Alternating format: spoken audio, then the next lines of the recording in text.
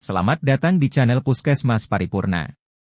Kali ini kita akan membahas pokok pikiran yang terkandung untuk standar seperti di bawah. Standar 2, 6 penyelenggaraan UKM esensial. Upaya kesehatan masyarakat esensial dilaksanakan dengan mengutamakan upaya promotif dan preventif di wilayah kerja Puskesmas. Kriteria 2, 6, 1 cakupan dan pelaksanaan UKM esensial promosi kesehatan. Pokok pikiran. A. Cakupan UKM promosi kesehatan diukur dengan 3 indikator kinerja utama pelayanan, yaitu 1. Presentasi posyandu aktif sesuai dengan target yang telah ditetapkan menurut ketentuan perundang-undangan. 2. Terbentuknya tatanan sehat sesuai dengan pedoman, dan 3. Melakukan proses pemberdayaan masyarakat. B. Penetapan indikator kinerja utama pelayanan promosi kesehatan terintegrasi dengan penetapan indikator kinerja puskesmas. C. Definisi operasional posyandu aktif sesuai dengan ketentuan peraturan perundang-undangan yang berlaku. D. Terbentuknya tatanan sehat sesuai dengan pedoman adalah upaya yang dilakukan petugas puskesmas dalam membentuk tatanan, tempat yang mengupayakan kesehatan dengan melakukan proses untuk memberdayakan masyarakat melalui kegiatan menginformasikan, mempengaruhi dan membantu masyarakat agar berperan aktif untuk mendukung perubahan perilaku dan lingkungan sehat serta menjaga dan meningkatkan kesehatan masyarakat. Contoh, rumah tangga sehat, sekolah, dan lain-lain. E. Melakukan proses pemberdayaan masyarakat adalah memfasilitasi proses pemberdayaan masyarakat dengan tahapan. 1. Pengenalan kondisi desa kelurahan. 2. Survei mawas diri. 3. Musyawarah di desa kelurahan. 4. Perencanaan partisipatif. 5. Pelaksanaan kegiatan, dan 6. Pembinaan kelestarian.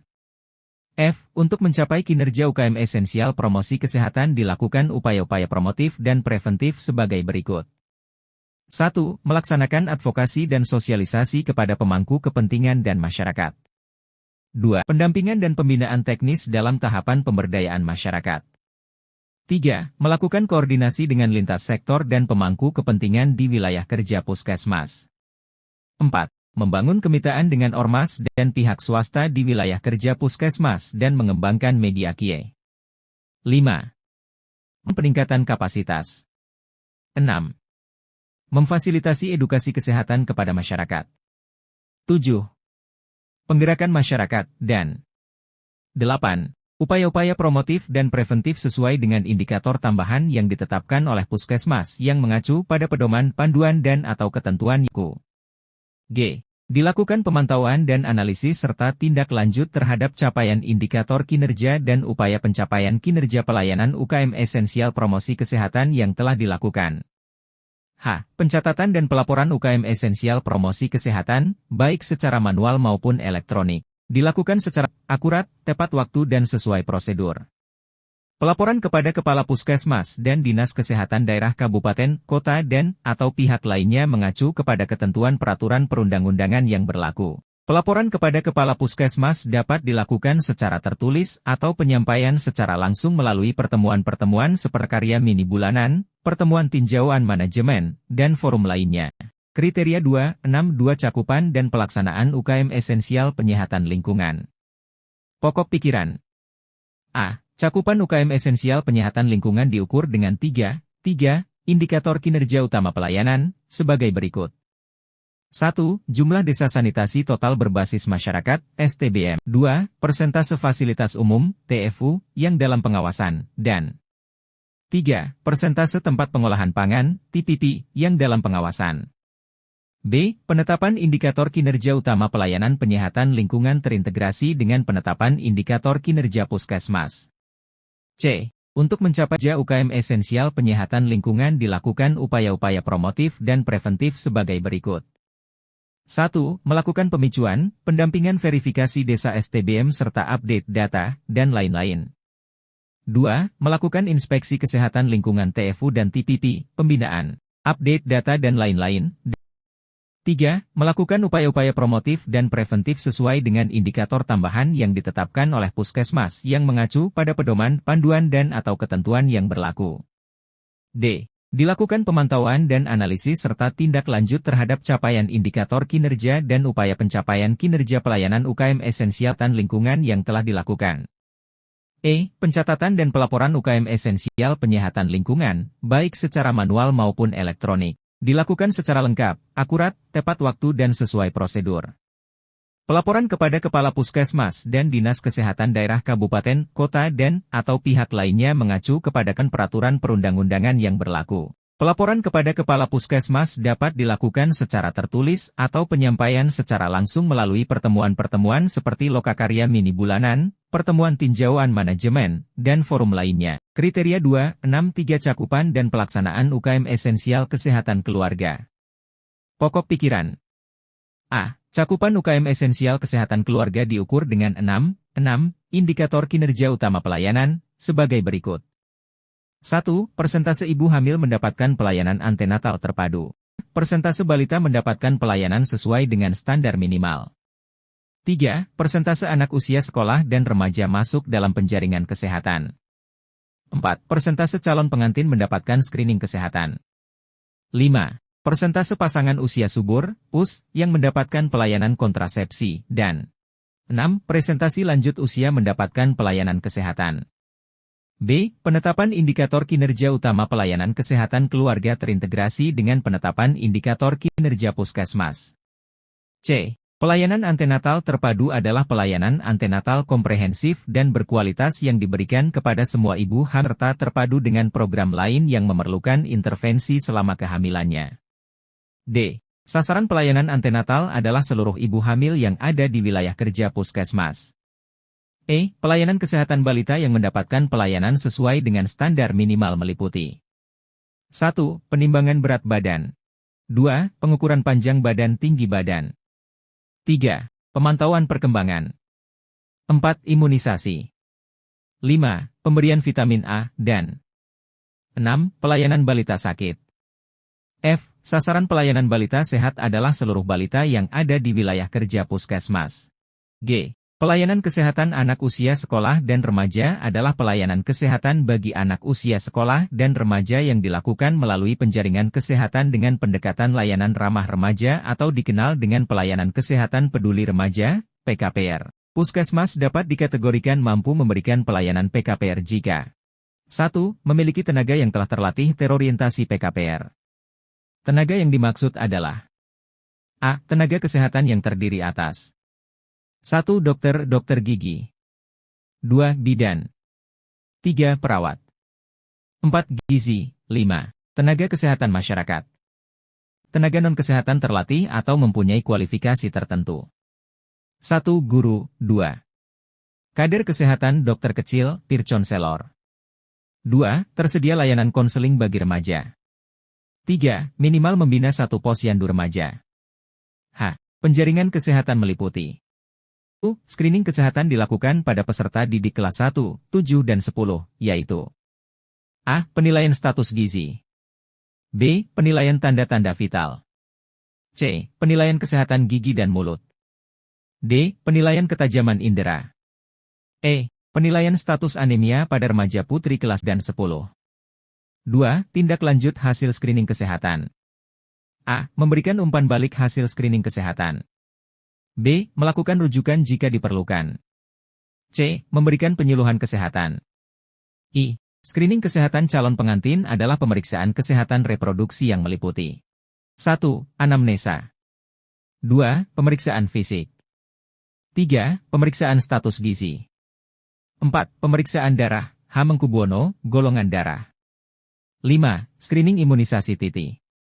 6. Kiekesprocatin. Sasarannya adalah seluruh calon pengantin yang ada di wilayah kerja puskesmas. J. Pelayanan kontrasepsi adalah pelayanan kontrasepsi dengan metode modern meliputi pelayanan konseling, pemasangan, penanganan efek samping dan rujukan. K.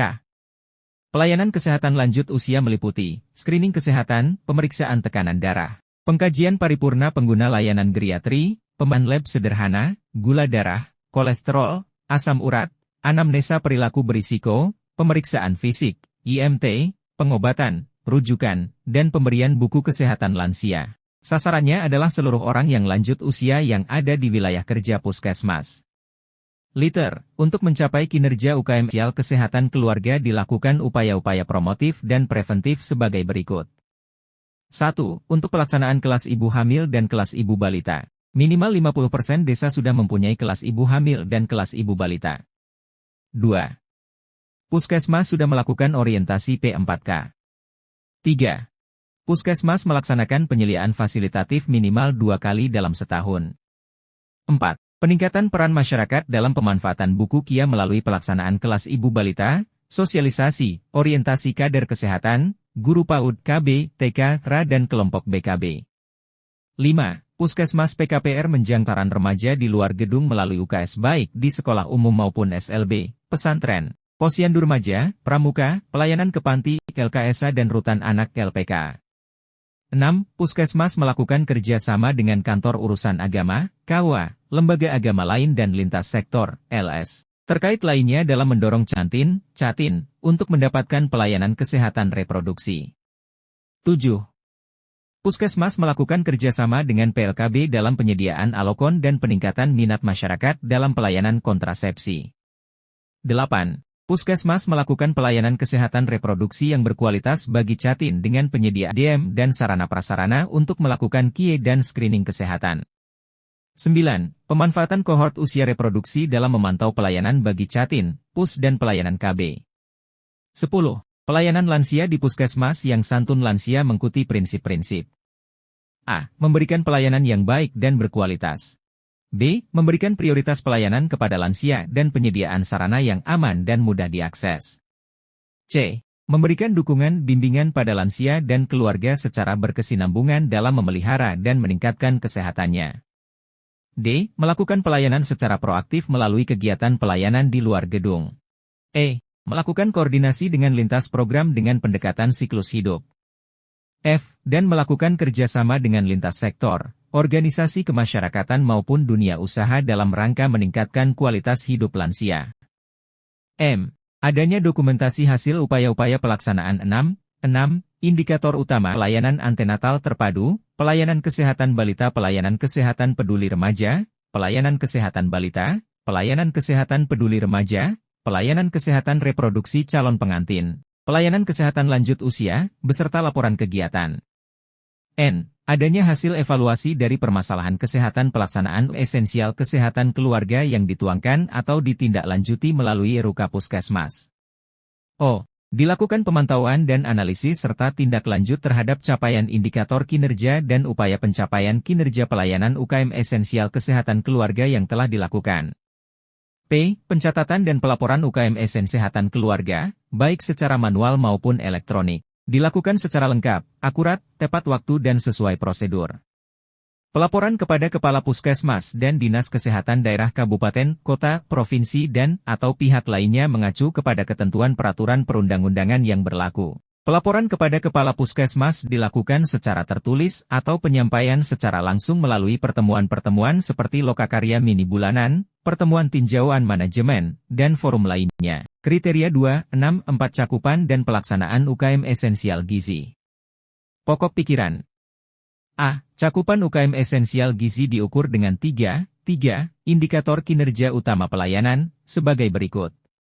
1. Persentase bayi usia kurang dari 6 bulan mendapat ASI eksklusif. 2. Persentase anak usia Juni 23 bulan yang mendapat makanan pendamping ASI, MPASI, dan 3. Persentase balita gizi kurang yang mendapat tambahan asupan gizi. B. Penetapan indikator kinerja utama pelayanan gizi terintegrasi dengan penetapan indikator kinerja puskesmas. C. Bayi usia kurang dari 6 bulan mendapat ASI eksklusif adalah bayi usia 0 bulan sampai dengan 5 bulan 29 hari yang diberi ASI saja tanpa makanan atau cairan lain kecuali obat, vitamin, dan mineral berdasarkan recal 24 jam. D. Anak usia 23 bulan yang mendapat MPASI adalah anak usia Juni 23 bulan yang mendapat makanan pendamping ASI sesuai dengan usianya berdasarkan recal 24 jam. E. Balita gizi kurang yang mendapat tambahan asupan gizi adalah balita usia 6-59 bulan dengan kategori status gizi berdasarkan indeks berat badan panjang badan, BB-PB, atau berat badan menurut tinggi badan, BB-TB, memiliki Z-score 3 SD sampai kurang dari 2 SD yang mendapat tambahan asupan gizi selain makanan utama dalam bentuk makanan tambahan, baik pabrikan maupun makanan berbasis pangan lokal. F. Untuk mencapai kinerja pelayanan UKM esensial gizi dilakukan dengan penguatan peran tenaga gizi atau tenaga pelaksana gizi dalam hal sebagai berikut. 1. Melakukan penyusunan dan pelaksanaan manajemen pelayanan gizi di puskesmas, P1, P2, P3, yang bekerja sama dengan penanggung jawab program kesehatan lainnya. A. Melakukan asuhan gizi dengan ketentuan sebagai berikut. A. Asuhan gizi merupakan serangkaian kegiatan yang terorganisasi, terstruktur untuk mengidentifikasi kebutuhan gizi dan penyediaan asuhan tersebut dalam rangka mencapai pelayanan gizi paripurna yang bermutu melalui langkah-langkah pengkajian gizi, diagnosis gizi, intervensi gizi, dan pemantauan dan evaluasi. B. Tersedianya tim asuhan gizi yang kompeten dalam pencegahan dan tata laksana gizi buruk pada balita. 3. Melakukan surveillance gizi. Surveillance gizi merupakan upaya memantau secara terus-menerus keadaan gizi masyarakat secara cepat, akurat, teratur, dan berkelanjutan untuk kebijakan gizi maupun tindakan segera yang tepat, baik waktu, sasaran, maupun jenis tindakannya. Surveillance gizi dilakukan melalui A. Pengumpulan data melalui SIGIZI terpadu, Sistem Informasi Gizi Terpadu. B. Pengolahan dan analisis data terkait indikator dan determinan masalah gizi dalam gizi terpadu. C. Diseminasi pemanfaatan data SIGIZI terpadu. D. Tindakan atau intervensi gizi spesifik berdasarkan hasil analisis dan sumber daya yang tersedia. 1. Suplementasi tablet tambah darah, TDD, pada ibu hamil dan remaja putri. 2. Pemberian tambahan, PMT, pada ibu hamil kek. 3. Pemberian makanan tambahan, PMT, untuk balita gizi kurang. 4. Pemberian makan bayi dan anak, PMBA. 5. Pemantauan pertumbuhan balita. 6. Suplementasi kapsul vitamin A pada balita dan ibu nifas. 7. Suplementasi taburia untuk balita 6-59 bulan dengan prioritas 6-23 bulan. Saat ini baru dilakukan di beberapa kabupaten, kota terpilih. 8. Pencegahan dan tata laksana gizi buruk. G. Dilakukan pemantauan dan analisis serta tindak lanjut terhadap capaian indikator kinerja upaya pencapaian kinerja pelayanan UKM esensial gizi yang telah dilakukan. H. Pencatatan dan pelaporan UKM esensial gizi, baik secara manual maupun elektronik, dilakukan secara lengkap, akurat dan tepat waktu. Pelaporan kepada Kepala Puskesmas dan Dinas Kesehatan Daerah Kabupaten, Kota dan/atau pihak mengacu kepada ketentuan peraturan perundang-undangan yang berlaku. Pelaporan kepada Kepala Puskesmas dapat dilakukan secara tertulis atau penyampaian secara langsung melalui pertemuan-pertemuan seperti lokakarya mini bulanan, pertemuan tinjauan manajemen, dan forum lainnya. Kriteria 2.6.5 Cakupan dan pelaksanaan UKM esensial pencegahan dan pengendalian penyakit. Pokok pikiran. A. Cakupan UKM esensial pencegahan dan pengendalian penyakit diukur dengan 3 indikator kinerja utama pelayanan berdasarkan prioritas masalah di puskesmas yang ditetapkan oleh Kepala Puskesmas. B. Penetapan indikator kinerja utama pelayanan UKM esensial pencegahan dan pengendalian penyakit terintegrasi dengan penetapan indikator kinerja puskesmas. C. Untuk mencapai kinerja UKM esensial pencegahan dan pengendalian penyakit dilakukan upaya-upaya promotif dan preventif sesuai dengan kebijakan pedoman dan panduan yang berlaku. D. Dilakukan pemantauan dan analisis serta tindak lanjut terhadap capaian indikator kinerja dan upaya pencapaian kinerja pelayanan UKM esensial pencegahan dan pengendalian penyakit yang telah dilakukan. E. Pencatatan dan pelaporan UKM esensial pencegahan dan pengendalian penyakit, baik secara manual maupun elektronik, dilakukan secara lengkap, akurat dan tepat waktu. Pelaporan kepada Kepala Puskesmas dan Dinas Kesehatan Daerah Kabupaten, Kota dan/atau pihak lainnya mengacu kepada ketentuan peraturan perundang-undangan yang berlaku. Pelaporan kepada Kepala Puskesmas dapat dilakukan secara tertulis atau penyampaian secara langsung melalui pertemuan-pertemuan seperti lokakarya mini bulanan, pertemuan tinjauan manajemen, dan forum lainnya.